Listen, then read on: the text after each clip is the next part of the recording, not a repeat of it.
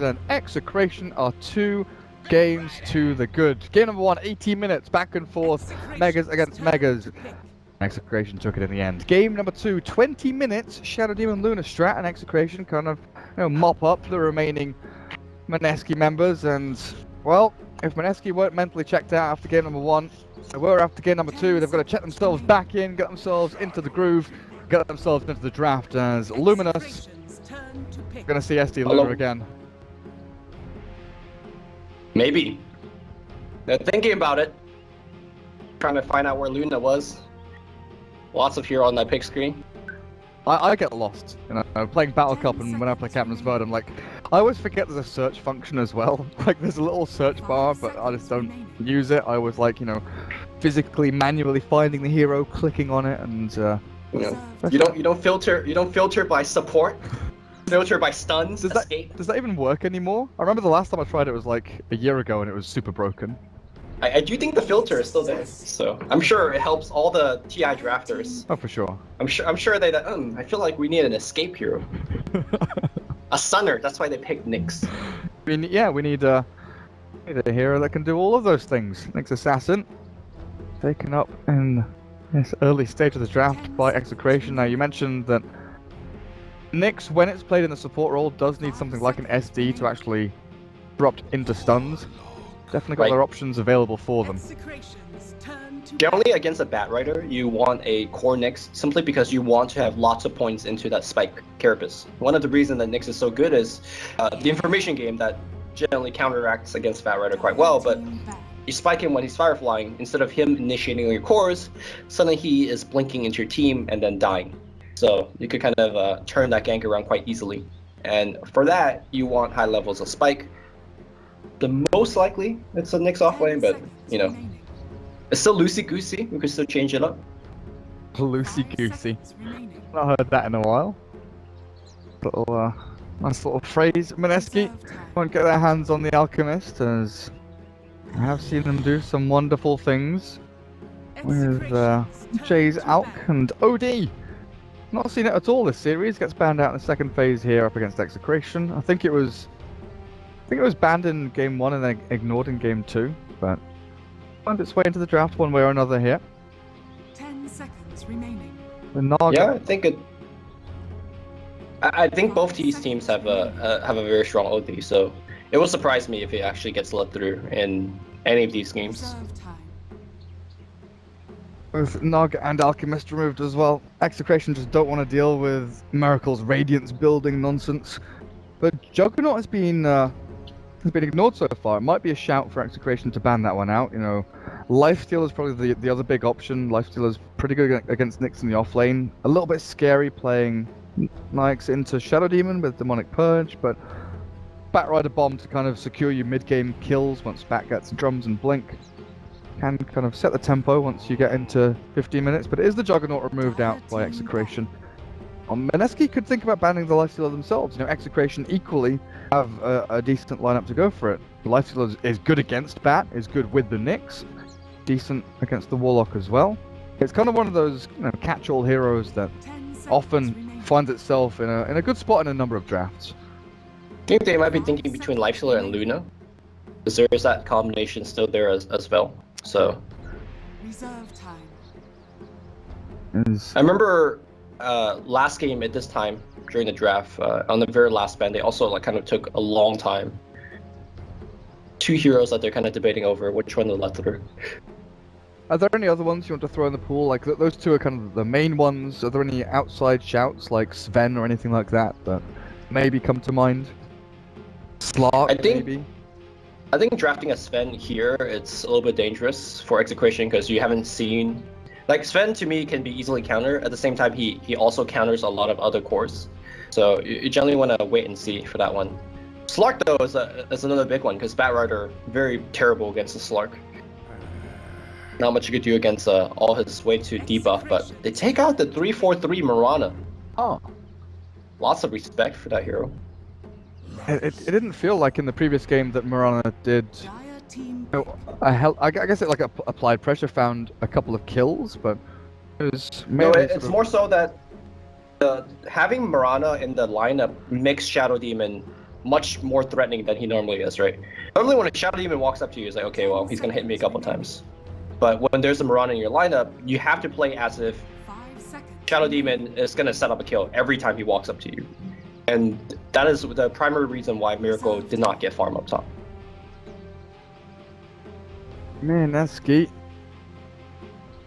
Where do you go from here? Ninja Boogie Warlock, Bat Rider, or RR. It's probably one of his best heroes, honestly. Very often banned out in the first phase against him, but we often see, you know, Slardar and Nyx picked up as replacements for it.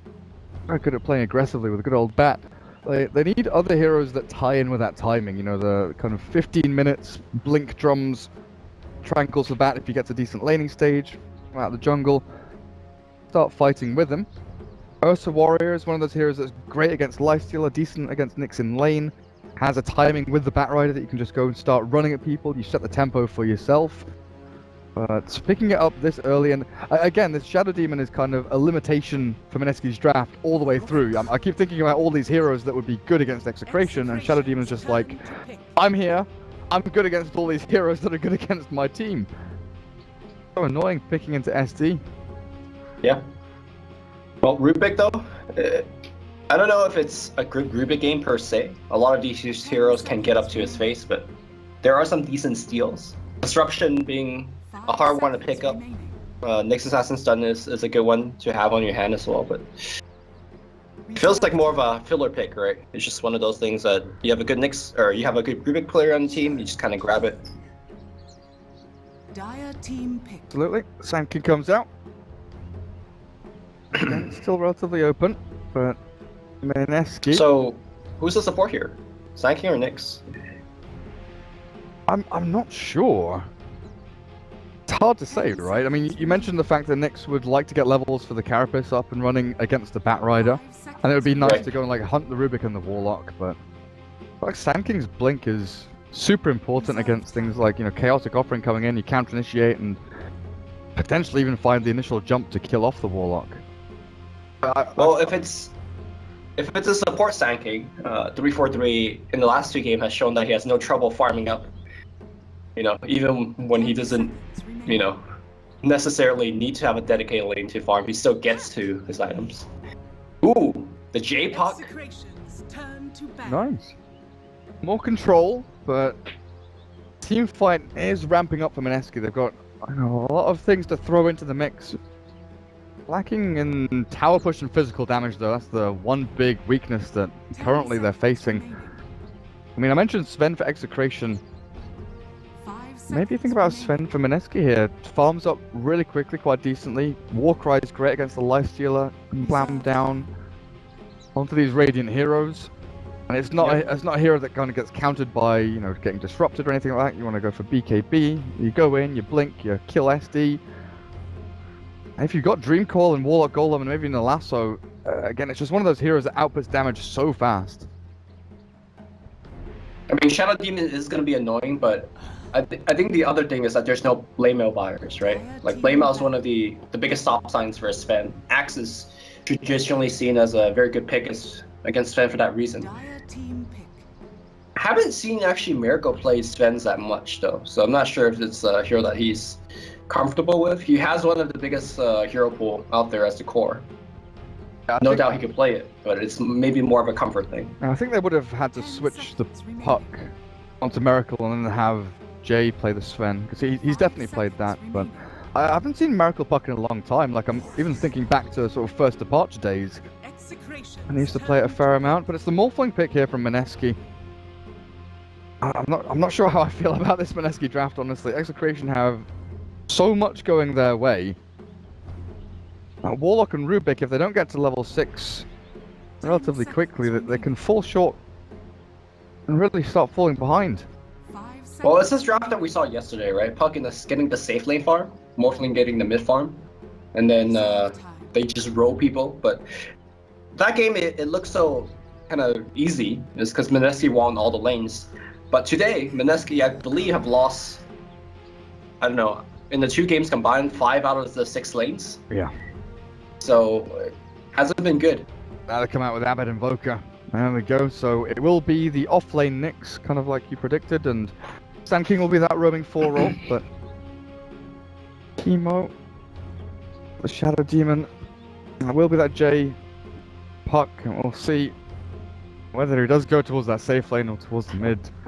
Do you have any predictions here? Like I want to preface this first, actually. If we ignore game number 1 and game number 2, and we kind of expect Mineski had like a 5-minute break to clear their heads, breath of fresh air, mentally check back into this series, who do you think will win this game?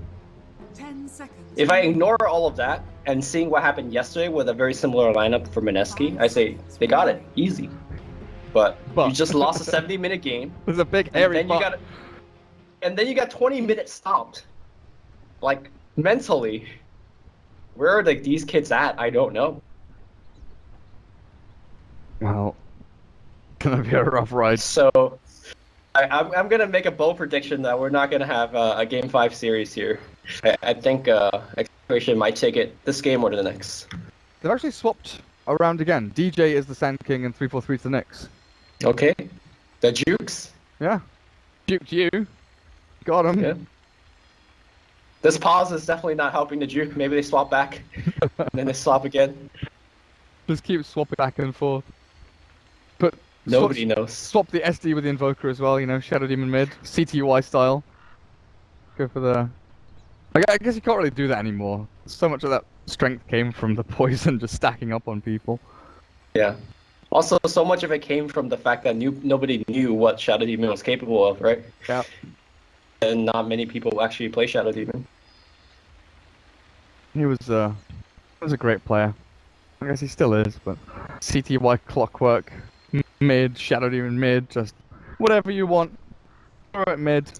Kind of like what Sumail has been trying to do the past 3-4 months with like AA and Oracle, bringing them back towards the mid lane, but... We have a game You on know, our fun hands? fact? Sure. Miracle played with CTY. I believe Miracle had a stint in China on a team called Rising Stars. Oh. CTY, I believe QQQ, some big names. King J, I think, was in there. Cool. I think that was during TI2. They got dumpstered, and back to sea he goes. Back to first departure, back to Yeah. Poloson and all those lads.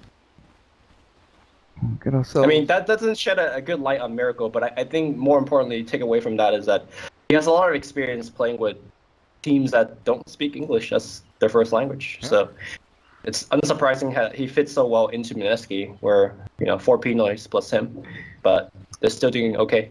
Maybe not in this series, but overall they're still doing quite good.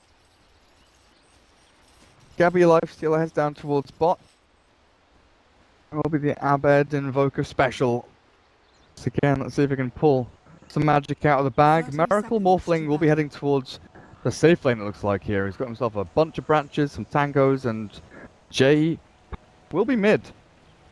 Okay. Up a little bit Ninja Boogie on the Rubik, Jules behind with the Warlock, and there's RR Batrider scouted out already by the Invoker as the ward's placed out. Dire putting a fair amount of emphasis on the top rune spot and his top lane. Dire Observer Ward in the lane. So, towards the mid. Scout out DJ taking the bounty rune, but they secure the one down at the bottom for the puck as... Execration return to their lanes, and they're moving up towards top. 3-4-3 on the Nyx with DJ Sand King and Emo on the Shadow Demon. Looks like it's an aggressive trail in here, or at least the roaming duo of Nyx and SD. Start off with a smoke. Likely look for some aggression up here. That smoke might actually be running out before they see heroes, right? Like, DJ has to just straight up burrow strike on the first hero he sees. I like the fact they smoke all the way back there, kind of expecting the lane ward though, or playing around the lane ward. They find Ninja Boogie. Okay. That's a great target. There's no telekinesis. There's nothing actually. Oh, 343 misses his stun. They change back onto the Warlock. Maybe no. It's over. He had to stun Ninja Boogie there. Yeah. I mean, I get his mindset. It's like, if we stun Ninja Boogie, the Shadow War will come out, and likely you don't get a kill, but that was a 0% if you stun Warlock. Good attempt, but no cigar there. I guess a little bit of pressure forces some regen out. And now you're always worried about Nyx Assassin, running towards you like they drags the wave back. Right. Nice little last hit out from 343 as well. Other lanes, how are we doing? So Lifestealer is in a 1v1 against the Bat. He's got Stick, he'll have Rage.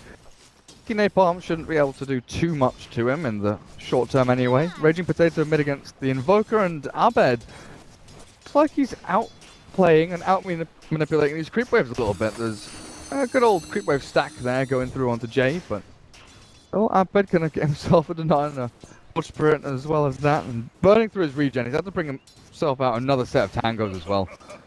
Yeah, that's going to delay his Animitis, especially when Bimbo's going to go for a bottle. He's going to just out-regen a bit quite easily.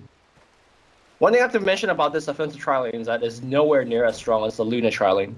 Simply because that even if you set up a Disruption into a Impale into a Burrow Strike, there's not much right-click damage to follow through. The danger of the other lane was that Luna's aura provided so much right-click that one stun was really all they needed for a kill. It's quite different here. Did a cool little move where they split the Warlock across from the side. I thought they'd maybe go for an aggressive play onto this top lane, but Jules makes his way back into the lane while the stack and the pull across. DJ, he grabs the range creep, but not the full wave itself. Flying a little bit here away from Miracle's Morphling, but still getting a fair amount of CS. Batrider, speaking of CS, is doing very well for himself down on the bottom lane. 12 and 2 so far against Gabby's Lifestealer, but this is just the initial stages where Bat should have a good time for the first sort of 3, maybe 3.5 minutes, and then Lifestealer comes out with like level 2 Rage, Falling Blade, and starts completely destroying the Bat. Yeah, I mean, there's 0 kill potential from the Bat to the Lifestealer, but the other way around, there is quite a bit of kill potential from Lifestealer to Bat. Once he gets the face boot is where we'll see Gabby kind of turn on the jets a bit. However, if R somehow baits Gabby using Rage, then you know, maybe he could have a short time win to make something happen. Mineski trying to contest this pull spot. Getting there with the Fade Bolt, but 343 is up at the front. Level 2 and yet to take that point in Carapace. Start with a Disruption here and a nice Soul Catcher into stun. The Sun Strike with a Burrow Strike, the double strike and into death. A kill off the Warlock. DJ survives. Miracle doesn't get the final blow in there. Looks like the Stout Shield from Sand King. Pin him healthy up against these right clicks coming in from Mineski. I believe I heard a salve being used there as well, so definitely survived that one. So they don't have the Luna damage, but they definitely have the Sunstrike damage to kind of help out. You see that was instrumental. To be honest, that was a misplay by Jules. He is the only person that's not allowed to be initiated upon. Remember back to that first initial fight where they smoked up and they chose to go for the Warlock instead of Ninja Boogie? Like, Jules could keep anybody else alive in the lane. He's the one that can't be caught.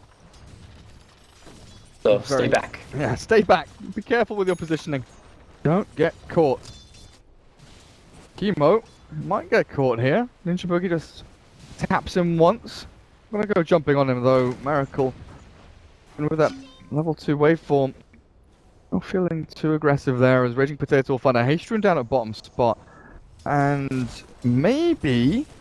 Yeah, or maybe can force out the Rage. In fact, Gabby's gonna go on him right now. Oh, but the puck doesn't move down towards bottom lane. I thought the puck would actually cycle in there and look for a bit of something, you know, no infest. I guess the fact there's no lasso yet. If Bat was level 6, they go for it, but maybe a low percentage play. You can just go back towards lane and harass out Abed. Keep the CS going. Very even between the 2 mid laners. Very even between the 2 off laners as well. Just like a little gap there between Lifestealer and Morphling. Everyone's farming relatively well across these lanes, but got to think about the Shadow Demon and Nyx Assassin potentially moving in to find a kill, which is what Nyx is doing now. He's down at this bottom lane. RR, no mana for Firefly, has been expending all these sticky napalms down, and 343 does move forward, but there's no open wound right now by the Lifestealer just yet. By the way, this is kind of a dream game for Puck, where you have a tri-lane versus tri-lane situation. That's where heroes like Puck and Queen of Pain get so much better, where the supports are like level 3, 4 by the time you hit 6. So you have a good rune, haste up, you could just walk into the lane, coil, get a double kill, and go back to farming. And in fact, he's going to TP up the top right now, have coin ready. I do believe... Wait, he just cancelled it. Interesting. Yeah, the lane... I was going to say that there's a war to actually spot that rotation from the mid lane, but the fact that he just cancelled it surprised me a bit. They still kill off DJ with the fatal bonds and the nuke damage coming out. Oh, mid lane? He has haste and double damage. Is he gonna go for this? Abed getting right clicked a hell of a lot. There's the coil and jump forward, and Abed cold snap, sun strike. Has he got him? Face shift. No! Abed, God! He had the right idea. The puck did. Like he faced. He know the sunstrike was coming, but I think he maybe mistimed it a little bit, and Abed turns the kill around against a hasted and a double damage puck. Under the tier 1. So that's the thing. I think he had to face shift there because of the cold snap and the right clicks from Forge Spirit, but then the sunstrike was timed so it would land after it anyway. He was pretty much dead regardless because he jumped in under the tower. But you know why he survived there? Infused raindrops. In fact, he brings out a fresh one. Oh. Very often, mid just gets one and just call it a day, right? You don't get another one like this. So but he knows. So good an Invoker though. That mana regen is sick. On top of that, nice little bit of magic damage block. Forced RR out of lane now. They've swapped the 2 supports down towards bottom and given Gabby even more security in his farm, and they can maybe even look to push tier 1. They've chipped away a little bit at it, but the Batrider's got nothing to do down there. He might even just buy up his bracer and head towards the drums at this point. With 1,000 gold, how important is a quick blink here from Mineski? I think drums is a little bit better, simply because rage is so good against Batrider. You have disruption, you have spike carapace, you have a lot of abilities that are quite good against a blink dagger initiation. However, if you come in with drums, your whole team will also come in with you, and those abilities are not necessarily good against 3 or 4 heroes. Nyx is even at the mid lane carapace over onto that orb from Puck, but still refills the bottle. Arcane Rune's pretty nice. A little fairy dragon as DJ 7 points in Sandstorm, and this Observer Ward is going to scout him every step of the way as he retreats back to his tier 1. He's around on the creep wave, but the dive comes through, the stun is there, the Dream Call down onto DJ. TP's coming to try and save him, but he's already dead. 343 Carapace onto the Batrider now. Flame Break pushes him away. I won't be able to get the catch. An orb forward won't land onto him, and 343's Nyx is okay there. Baits them a little bit deeper behind his tier 1. That's five people from Mineski looking for that 1 kill on the Sand King. This opens up the map for Execration. Yeah. By the way, in that engagement, you saw that Miracle waveform first to start the team fight. That's a very important move. He actually put the Infused Raindrop on cooldown, allowing the rest of his allies' nukes to go in. In particular, making sure that Puck's high damage nukes able to do the full damage and seal the deal there. But like you said, Gabby, getting the free farm bottom because of the 5-man rotation top. So already bringing the tower very low. In fact, going for a kill. That's going to force the TP. Sunstrike coming through. Ninja Boogie dodging away from it. He is juking. He is baiting. And now Gabby might be dying. Flaming Lasso. Nice disrupt here coming out from Chemo. But Puck is already there. Gabby needs to go into a creep. He doesn't have it on cooldown. Gabby will go down. He has Rage, but silence all throughout the time. And well played by Mineski. Ninja Boogie walking into a Lifestealer to dodge a Sunstrike. What a fucking player. That was honestly great stuff. Unfest on cooldown, unfortunately for the Lifestealer, couldn't put himself away. It's a big kill, which is claimed by the Puck. Now with Treads, 900 gold. Buying the second null just yet, so this Veil, quite often we see it like Brown Boots Veil, you go for the full rush of it. Might be that Blink Dagger from Raging Potato coming out here for that initiation tool, while Batrider is going for the drums. Has it completed now? RR finds out the recipe. Things have slowed down here from Execration. The Shadow Demon and the Nyx, they're not applying that much pressure across the map anymore. They're not TPing and setting out team fights, mainly because of the way the lanes are being pushed in. Lifestealer wants the tier 1 bottom, so he's the one that's getting TP'd on by the enemy. 343 does make a little sprint movement into this dark jungle thanks to the haste. This feels like they're buying time for the Sand King blink. Play the slow-paced game, calm the tempo down, get the blink on Sand King, and that's when you ramp it up. Yep. I gotta say, for the first time in 3 games, Execration hasn't just dominated every single lane. I think they're winning the lane stage. In fact, that will put a stamp on it as Execration gets a solo kill on Morphling up top. And that's blink for Sand King. So this timing it's about to hit. He can go back home and regen. Maybe they look towards mid lane. The orb is used there, the carapace and the meatball. Oh god, Jay. Yeah, I think that's your end. Alright, never mind, they won the lanes. Pretty Just much. as I was saying, they're okay. Losing that, like, they kill. That's the thing, like, they kill Lifestealer, and it's like, okay, cool, great. You've got this, burst of potential. You can sit back maybe a little bit, get some farm, hit level 6 on Warlock. Everything's going to tie in nicely. Drums on Bat, and Morphling can farm away freely on top lane. Then you lose both of them. Towered bot will be denied by the Bat. Good ward from 343, but the trouble is, I believe he was scouted out there, getting pinged by the park from 343. He just missed his stun. And dragged back into the Firefly. And Warlock just did what? Warlock just dropped his rock for DJ. DJ's like, okay, I'll throw a strike out. Okay. Now big ultimate on cooldown. At least you're gonna get a tower out of it, so it's not all bad. I mean, one thing to mention is that even though Mineski is getting out farmed, I don't think farm is a big deal in this game. Like, it's really up to Mineski to get kills now. Kills are what's gonna decide this game. We're looking for one on DJ, but he Burrow Strike and blinks. Back. Towards that tree line. Puck sitting 200 gold short of the Blink Dagger, but they've got the sentry down. 343, the Carapace is there. His raindrop saved him a little bit. The Sunstrike is going to land on Puck's head. It's a good amount of damage, but the next assassin still dropped the Shadow Word, the Fatal Bond.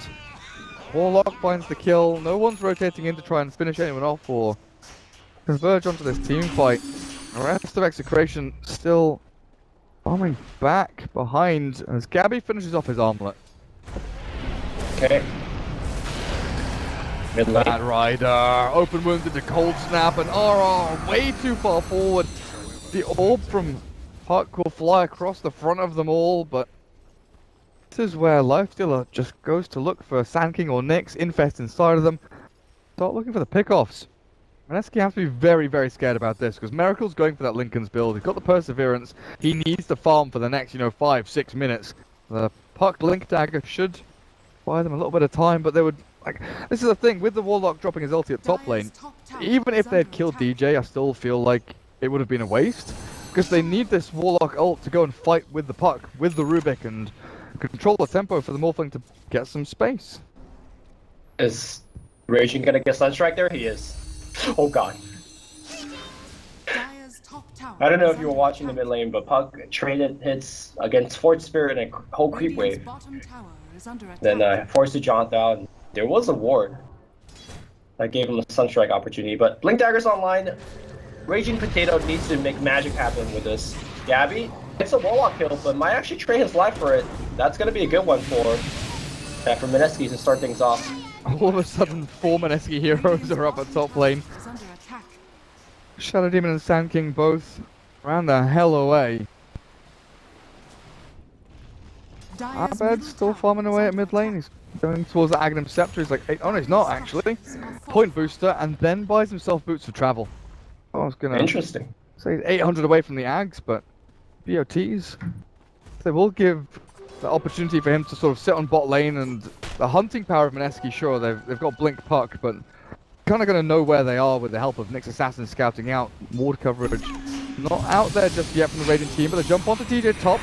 Disruption holds him out for now. He's got a Blink Dagger and a Sandstorm, so they change targets onto Chemo. Shadow Demon still staying alive, and a Burrow Strike turns it back onto Jay. He's got another orb, but man, oh man, I don't know. He jumps back and he dies. Sunstrike from the Invoker will secure that kill. Mineski is self-destructing. They could have easily gave up on the kill. As soon as they saw the Shadow Demon destruct, could have just two-man backed off, but sometimes when you're in, you're in. Yep. Mentally, and Jay is always in. Pretty much always in. And that Blink Dagger debut from the Puck, it's meant to find you a number of kills and then transition to towers. When he's respawned in 15 seconds, they've got the Golem, but they won't have the Dream Coil. And then, 20 seconds until it's off cooldown. I guess it's not that bad, but there's this. Yeah, the coil's whatever. It's more of the fact that he's not finding kills right now. It's another tower for Execration. It just feels like, again, we talked about this for a long time, where Execration felt there was a disconnect between their players, right? Gabby and Abed, they were never on the same page really as the Golem. Not going to get dropped just yet because he's actually just dead. Disruption comes down. Gabby focuses back onto RR. Good TP out to the change target for the Ninja Boogie. The blink forward to the silence. The waning rift is there. The nukes are good, but it's just not enough damage to kill anyone off. And now a blink burst strike catches the Rubik. Doesn't quite catch the puck, but still with a carapace there. Bat Rider will fall behind his own tier 2. Execration held in place by a Dream Coil that does absolutely nothing. Turn things around. Miracle in the meantime is farming bottom lane, which is really all he can do. But now Epicenter's coming in. They've got the burst strike and the sun strike. Miracle! Tragedy strikes and Mineski crumbling once more. The stun will land and 343's found. Raging Potato, there's an orb available. Can they stun him up? The Deafening Blast. He can still jump to this one. The Golem flies out. Babhead, he gets the Deafening stolen off him. Invocable fall, but 343 and Gabby looking for more. Ninja Boogie chase back behind this Golem and a few more swipes in. They'll find another kill. Rubik dies and Raging Potato jumps in with the orb across. Not gonna go in any deeper though. What is happening? 3-0 is happening. Oh, we had a 3-0 in the summit. Grand finals went VP's way against OG. We might have a jump in here from RR. Lasso in 5. With the disruption down, and now Gabby turning up for the fight. The rage in the open wounds.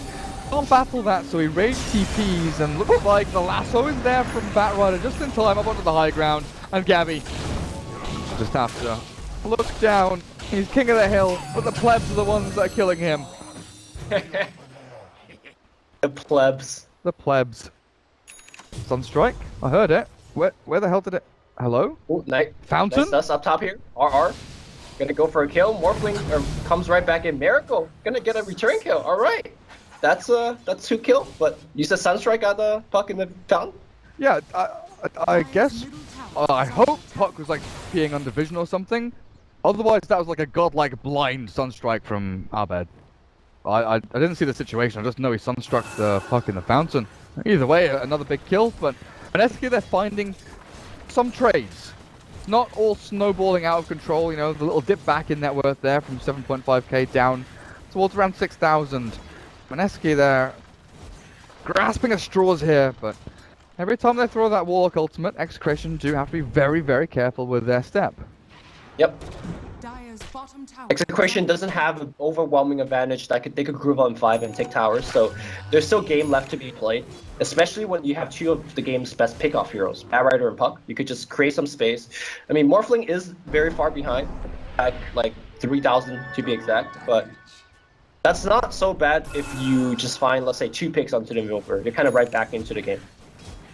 10k net worth Invoker finishes his Aghanims 19 minutes in. Abed looking pretty good. And DJ has a buddy inside of him. Lifestealer. With the Sand King and Jules. Oh, Jules. I mean, he actually doesn't get taken out straight away. I thought that was just going to be an obliteration of him. He gets the Fatal Bombs down onto a couple of people. Finally falls with the lasso over onto Nick's Assassin. 343 silenced and killed by the waveform, but the tornado catches him, sends him into the air, and the stun sword. DJ turns back, Infest out, and RR's the focus. Gabby turns onto him with a rage. Right clicks come through, but it's not quite enough. And once the Dream Coil down, Miracle waveforms away, and Mineski, they disengage. They retreat out, and will finally lose the Rubik though with a good burst strike from DJ. And look for the tier 2. Considering, not the worst trade, considering that you just lost the Warlock for free, right? And of course, he will have Warlock ultimate at the end of this fight. The Pug wasn't even there, so wasn't the worst, considering the situation they're in, but Mineski can't just settle for trades. They need more, right? They just need clean kills into objectives. And they might want to get one on DJ mid.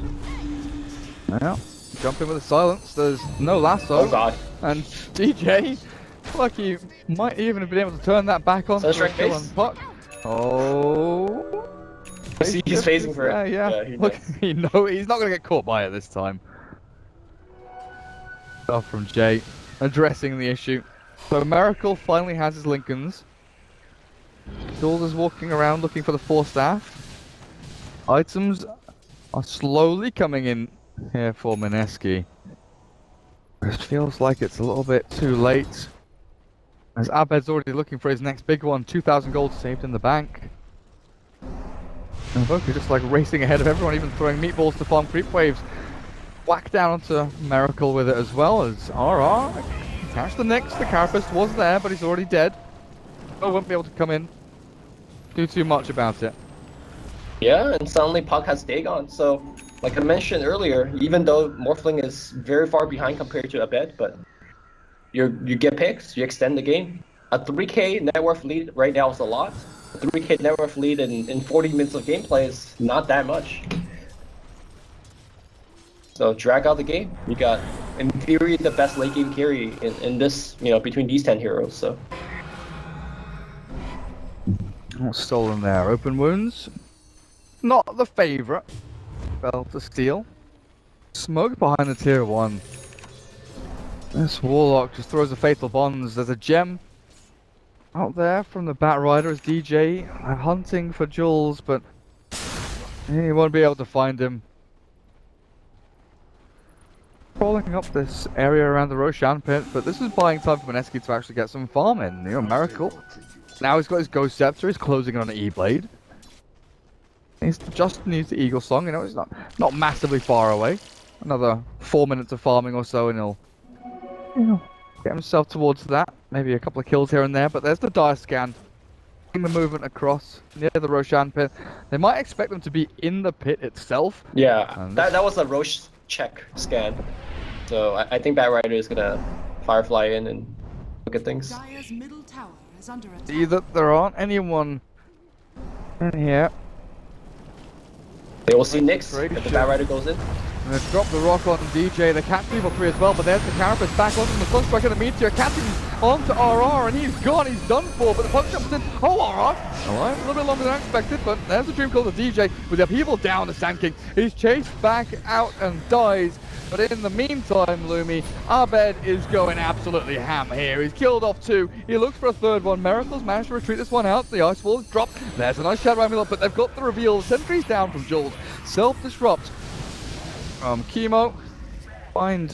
He has fallen. Buyback from Rubik came through to turn that one back around, but where was the Lifestealer in all of that? The Lifestealer, he got the gem and he just said, I'm going the hell out of here. Like the fact that he got the gem made them won the team fight. Even though it was a 3-for-2 trade with a Rubik buyback, I think that in itself is already pretty good. You take the gem away from the Bat Rider, suddenly Nyx Assassin becomes much stronger. I really like Gabby's decision making there. Like normally Lifestealer with 4 HP, all his cooldown you should be fighting, but it was the very valuable courier for the gem to make it out of there alive. Got the gem and pieced the hell out. 2 TPs towards top. Aging Potato. Even orbing forward, but look, Abed's cutting the wave, and now he can blink and Ghost Walk, silence. No, Lasso's there first. Puck holds onto the spells, and Abed, oh buddy, killing spree goes the way of the Puck. That's the big pickoff. Abed being a little bit creative there with his farming patterns. Ninja Buki has Meteor, by the way. That's like an ultimate worth of damage if you think about it. Yeah, with a Dream Coil and a Warlock ulti, Fatal Bonds thrown into the mix. Yeah. I would just smoke up and go for a fight. Maybe they need to wait for the Warlock ult, but they have that ready. Let's go. What about this Nyx Assassin? Blink Dagger's nearly here. Yeah. 343 will have that very soon. I think the problem that Mineski's been having is that they are maybe becoming a little bit over-reliant on the Bat initiation. Every time Bat jumps in, the target that he grabs gets immediately disrupted, and then Mineski gets counter-initiated by like Spike Carapace, Impale, Meteor. So I think you kind of have to play like a 1-2 punch kind of thing. The Bat Rider goes for 1, ideally the Shadow Demon, and then the rest of your team goes for another target. I find the It's too hard to just kind of single target relies on the Bat Rider to do the one thing. Morphling. E-Blade is here soon. They jump onto a replicate. Not the real Bat Rider, and they will realize now it was just an illusion. But they'll find a tier 2 tower and maybe even think about Roshan at this point. With Puck dead for 30 seconds, they've got a little bit of time with Alacrity Lifestealer. Out a hell of a lot of damage. Desolator, Hyperstone. He's actually really stacked on Gabby. so much to throw in Yeah, the mix. sure And is. then Lincoln's for Invoker isn't that far away either. So Roshan will be going down here, and Mineski maybe consider smoking as 4 and then TPing the puck forward, but you've got no towers. They have no time. It's done. The Radiant Scan will make sure they don't get like stabbed from the left.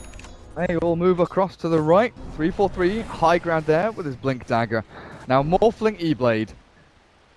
Maybe they can do this. Look for Abed, look for that kill. He's got Aegis, but out of the fight. Focus down some others. They jump in with a burst strike. Oh god, no! The Golem dropped down with middle bombs as well. Mineski have already lost 2 though. In comes the Meteor Sunstrike, and Morphling loses so much HP, has to retreat. The Warlock all running away. The open wounds, Gabby will slow him down. The epicenter, I don't know where it is in the background. I can hear it somewhere, but Miracle, the fight against the life-stealable puck, has found the Shadow Demon kill. The trouble is they've lost so much, and Miracle might lose his mana here. He turns back to kill Invoker, but barely. He's gone. With 100 HP, Base. survives with the Aegis, and Miracle does get back to base with a replicant. Oh, it's a 3-for-2 trade, but honestly, the 2 cores survive from the side of Mineski. That's pretty much all they care about. At this point, Rubik, Warlock, they're just, you know, kind of extra filler heroes. Batrider's essentially done. I mean, he would like to have a BKB, but what's going to end up carrying the game is your puck and your Morphling. And the fact that they got kills and didn't die is all Mineski could ask for. Puck upgrading the Dagon as we speak. But again, kind of slightly favorable trade for Execration. Every one of these fights are slight favorites, and they add up. I think it would have been like a 1 fight for Mineski if only they'd taken the Aegis from the Evoker. Like that would have been absolutely huge for them. Keeping their Morph and Puck alive, like you said, and then taking at leeway away from Execration, but Abed holds onto it. Now they'll look to take out this final tier 2 up at top. Defense is not available here from Mineski without Warlock Ultimate. I could Link Tornado. Glasso, but 3-4-3 sprinting around in that Vendetta while Miracle continues getting a split push on.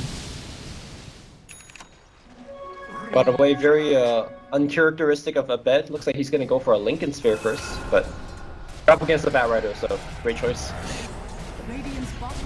Don't want to get lassoed or Dagons, and there is the jump in. Life Stealer zapped down there, actually killed off very quickly, thanks to the fact that BJ missed his Burrow Strike. The Dream Coil onto SD, as well as Sand King. Deep inside enemy lines there. Combo down to Batrider, but it looks like we'll be okay on 50 HP as Abed Tornadoes to try and slow this advance from an Eski DJ. Blink back and away, and 3-4-3 is ready if he needs to tank this one. Eski want to chase this. Raging Potato jumps forward, the Sandstorm, a TP out, Abed, nothing to cancel, and DJ's out as well, there's no stuns, the Flame Break doesn't even cancel TPs anymore.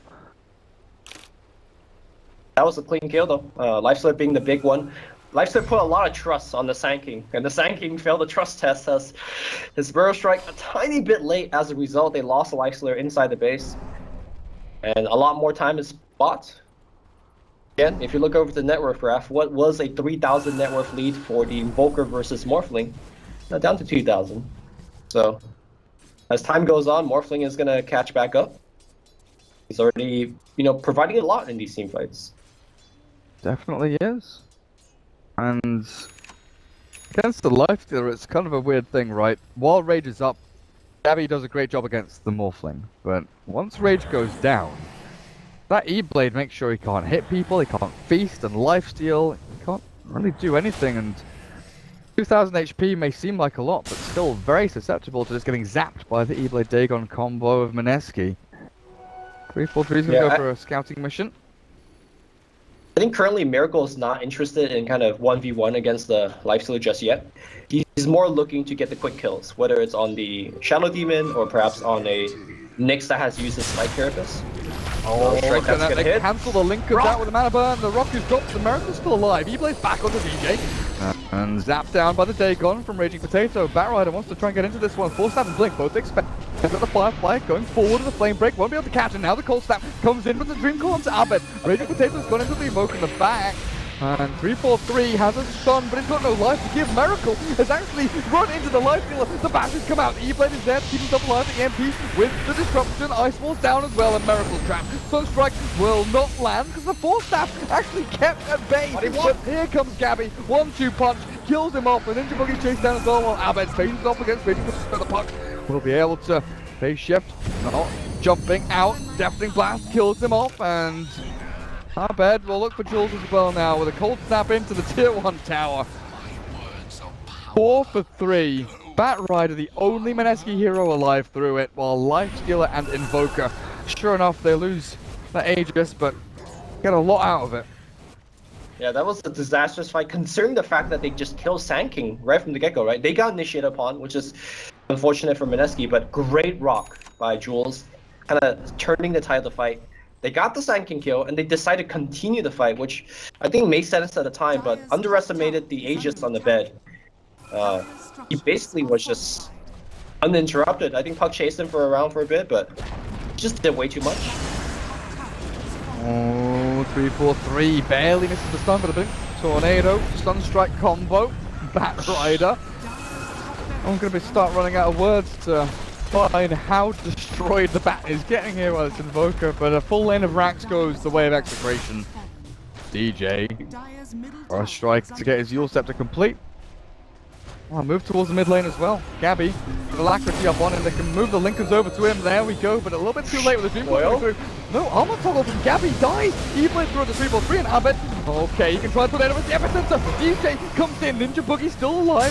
Steals the Burrow Strike, turns around. Won't stun up onto the Invoker, who's managed to blink himself away while Chemo, he's aiming. Feed himself. To the arms of Miracle he goes. Well, one rack's down, but the Mineski boys still not giving up. You know, one thing that I was talking to XctN about his team is that he feels like his team actually played better when their backs are against the wall like this. But their backs are really against the wall. This is their elimination game. If they lose this, they will be out of the ESL Genting running for the C qualifiers. Their backs are the Miracle wall at this point. Sorry? Their backs are the wall at this point. I like morphed into it.